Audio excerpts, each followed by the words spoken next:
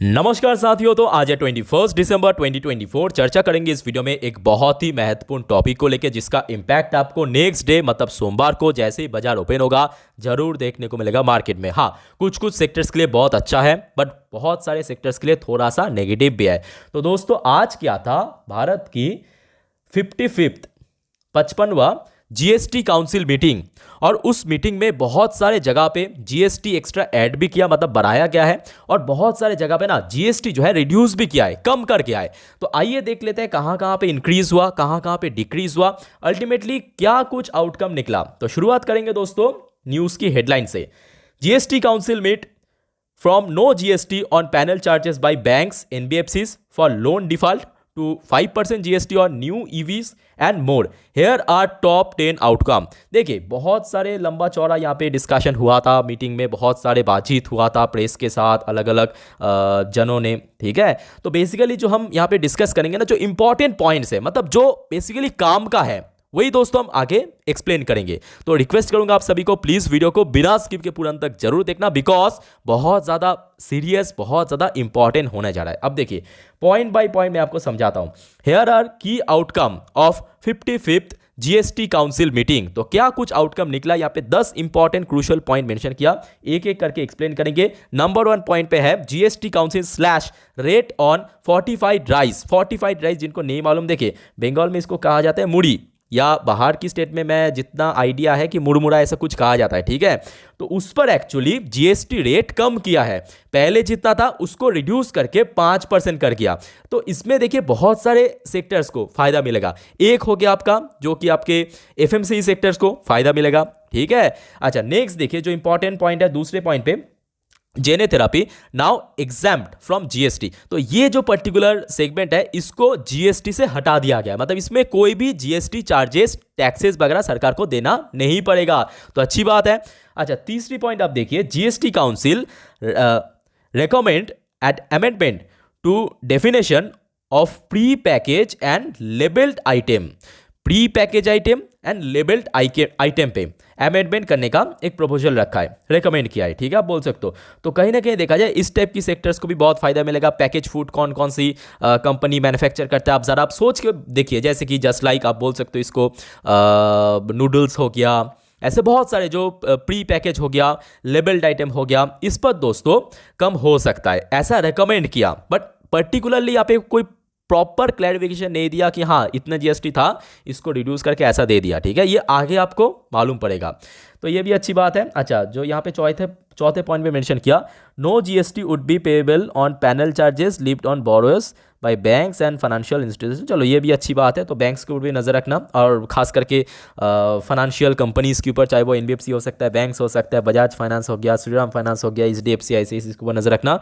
पांचवा पॉइंट दोस्तों बहुत important, GST council defer decision to rate cut tax on insurance premium, जिसका बहुत बड़ा संभावना था कि इस बार हो सकता है कि इंश्योरेंस सेक्टर्स पे दोस्तों कुछ ना कुछ कट होगा जीएसटी। अनफॉर्चुनेटली ऐसा कुछ नहीं हुआ, उसको अनचेंज रख दिया, बिकॉज यहाँ पे आप देख सकते हो इंक्लूडिंग IRDAI कमेंट अवेटेड। तो IRDAI इसके तरफ से दोस्तों जो आउटपुट निकलेगा वही दोस्तों फाइनलाइज्ड होगा। तो मतलब जीएसटी काउंसिल मीटिंग पे इंश्योरेंस सेक्टर्स के ऊपर कोई भी चेंजेस नहीं हुआ। तो इंश्योरेंस सेक्टर के ऊपर नजर रखिए नेक्स्ट डे, बिकॉज बहुत ज़्यादा उम्मीदें था कि हो सकता है कि कट हो। जैसे कि आप देख सकते हो पहली पैरा पे मेंशन किया कि GST council defer decision to cut tax on insurance premium as many input, ठीक है।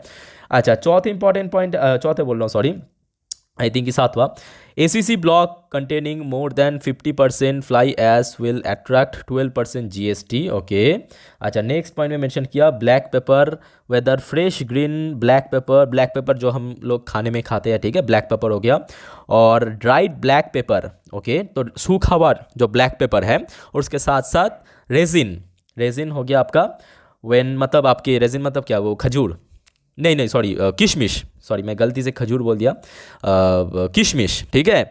Raisin when supplied by an agriculturist is not labelled to GST. तो ये अच्छी बात है, ठीक है। इस टाइप की सेक्टर्स में भी फायदा मिलेगा, मतलब जो सारी कंपनी एक्चुअली मैन्युफैक्चर करते हैं, सेक्टर्स मतलब मैं बोल रहा हूँ मतलब जो सारी कंपनीज ये सारे प्रोडक्ट को मैन्युफैक्चर उसको फायदा मिलेगा।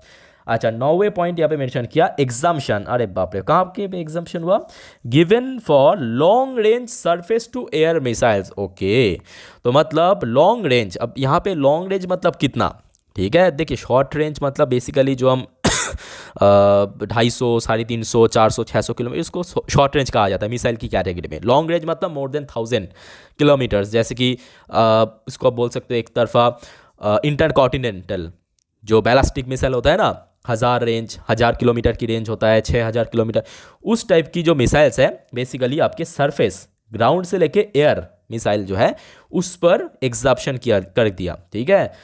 अच्छा तो डिफेंस सेक्टर को भी नजर रखिए, खास करके जो सारी कंपनी जस्ट लाइक BDL आप बोल सकते हो, बेल बोल सकते हो, इस टाइप की जो प्रोडक्ट है मैन्युफैक्चर करता है, ठीक है। अच्छा नेक्स्ट देखिए जो 10वां पॉइंट है, reduction in the rate compensation cess to 0.1% on supplies to merchant exporter as per the GST rate on such supplies. Okay तो इसमें कोई बहुत बड़ा चेंजेस नहीं किया। अच्छा यहाँ पे कुछ चीज़ पहले से ही थोड़ा सा चल रहा था, मतलब चर्चित था कि भाई इसमें क्या होगा नहीं होगा। तो यहाँ पे आप देख सकते हो कि GST काउंसिल मीटिंग में EV के ऊपर जो डिसीजन दिया है कि अगर आप, मेरे बात को आप ध्यान से सुनना, अगर आप कोई नया EV परचेस करना चाहते हो, नया EV टाटा की, सपोज नेक्सन की एक EV परचेस करना चाहते हो, टाटा नेक्सन EV होता है ना, तो उस पर आपको सिर्फ 5% GST लगेगा।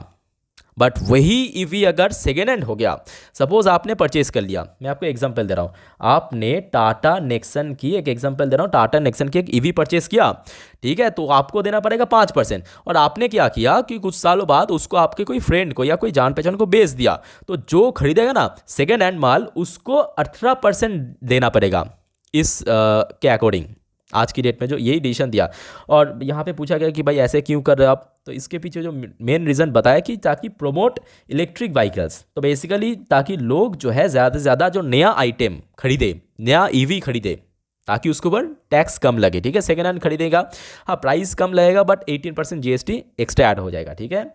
अच्छा नेक्स्ट देखिए यहाँ पे पॉपकॉर्न के ऊपर काफ़ी कुछ चल रहा था, बिकॉज हमने देखा कि जो हम लोग मूवीज़ में जाते हैं, थिएटर में जाते हैं, सिनेमा हॉल पे जाते हैं, है ना, मल्टीप्लेक्स में जाते हैं, तो वहाँ पे जो पॉपकॉर्न्स होते हैं, खास करके जो आज की डेट में एक कैरमलाइज्ड पॉपकॉर्न हो गया, अलग अलग फ्लेवर में, चॉकलेट हो गया, है ना, ऐसे पॉपकॉर्न मिलता है, तो उसमें कुछ चेंजेस वगैरह हुआ है। तो जी हाँ, उसको वही मेंशन किया, एक्चुअली उनको पूछा गया था प्रेस कॉन्फ्रेंस, मतलब FM को हमारे पूछा गया था कि इसमें कोई चेंजेस हुआ है, क्योंकि ये काफ़ी ज़्यादा चर्चित था। तो उन्होंने क्लियरली मेंशन किया, वो जो लेवल फूड के आइटम में ही डिक्लेयर किया है ना कि थोड़ा सा यहाँ पे रिड्यूस होगा, उस पर ही दोस्तों सीमित है, मतलब उस पर ही जो भी यहाँ पे कैटेगरी में आ जाएगा, तो उसमें कोई बहुत बड़ा इंडिविजुअली कोई यहाँ पे मेंशन नहीं किया।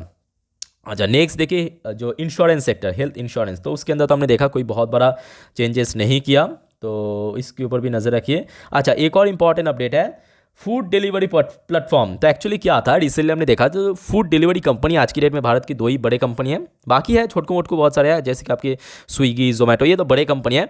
तो स्विगी जोमेटो की तरफ से एक्चुअली एक प्रपोजल रखा गया था कि भाई साहब अभी जो 18% हम लोग GST पे करें ना, ताकि डिलीवरी सर्विस और ज़्यादा स्मूथ हो जाए और ज़्यादा चीप हो जाए, उसको आप लोग 5% कर दीजिए, 5% कर दीजिए, 18% से रिड्यूस करके 5% कर दीजिए, ताकि हम लोग भी कम पैसा चार्ज करेंगे अपने कस्टमर्स को। तो इस टॉपिक में एक्चुअली निर्मला सीतारामन जी आप देख सकते हो कि यहाँ पे कोई बहुत बड़ा चेंजेस नहीं किया, मतलब जो था उसको ही कंटिन्यू में रख दिया, ठीक है। तो दोस्तों ये कुछ इंपॉर्टेंट आज डिसीजन निकला है GST काउंसिल मीटिंग में, तो होपफुली आपको अच्छे से समझ आ गया।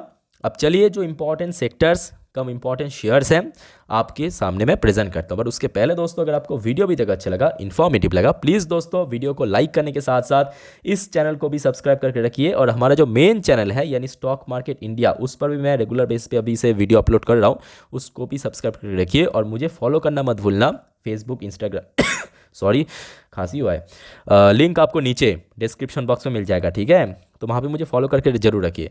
भाई देखो बात करेंगे एक एक करके इंपॉर्टेंट सेक्टर्स जिसके ऊपर आपका नज़र होना चाहिए नेक्स्ट डे सोमवार। उसके पीछे वजह मैं आपको ऑलरेडी बता दिया, फटाफट शेयर्स का नाम देख लीजिए। देखिए यहाँ पे बहुत सारे शेयर्स हैं, मैं आपको दो तीन करके दिखा दूंगा। जैसे कि FMC सेक्टर, आपके हिंदुस्तान यूनिलीवर हो गया, आप टाटा कंज्यूमर हो गया, मतलब आपके टाटा ग्रुप से इसके ऊपर नज़र रखिए।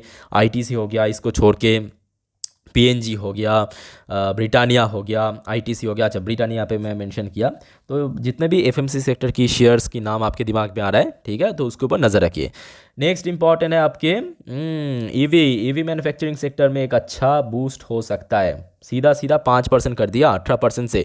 सेकेंड अगर आप खरीदने जाएंगे तब आपको 18% लगेगा, बट फर्स्ट हैंड में ओनली 5%, तो बहुत कम कर दिया, ये अच्छी बात है।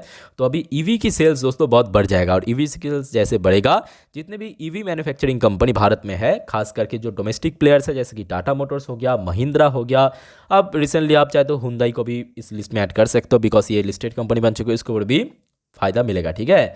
नेक्स्ट दोस्तों हम बात करेंगे लाइफ इंश्योरेंस या नॉर्मल इंश्योरेंस सेक्टर से, जैसे कि LIC हो गया, SBI लाइफ हो गया, HDFC हो गया, ICICI प्रूडेंशियल हो गया, ICICI जनरल हो गया। ये सारे शेयर को नज़र रखिए, बिकॉज बहुत ज़्यादा उम्मीद तो था, बट उम्मीद ही रहेगा, कोई बहुत बड़ा इसमें चेंजेस देखने को नहीं मिला। लास्ट एंड आखिरी सेक्टर मैं कहूँगा फूड डिलीवरी सेक्टर, चाहे वो जोमेटो हो सकता है, चाहे वो स्विगी हो सकता है तो बड़े कंपनी में लिस्टेड यही दो ही कंपनी, तो इसके ऊपर भी नज़र रखिए, इसमें भी कोई बहुत बड़ा चेंजेस नहीं हुआ, ठीक है। होपफुली दोस्तों आपको अच्छे एक्सप्लेन मैं कर दिया हूँ। अगर आपको समझने में कहीं पे कोई डाउट है, समझ नहीं आया, तो प्लीज़ मुझे कमेंट करके ज़रूर पूछिए, ठीक है। तो फिलहाल इस वीडियो को वाइंड अप करता हूँ, मिलते हैं नेक्स्ट वीडियो पे। टेक केयर, बाय बाय, जय हिंद।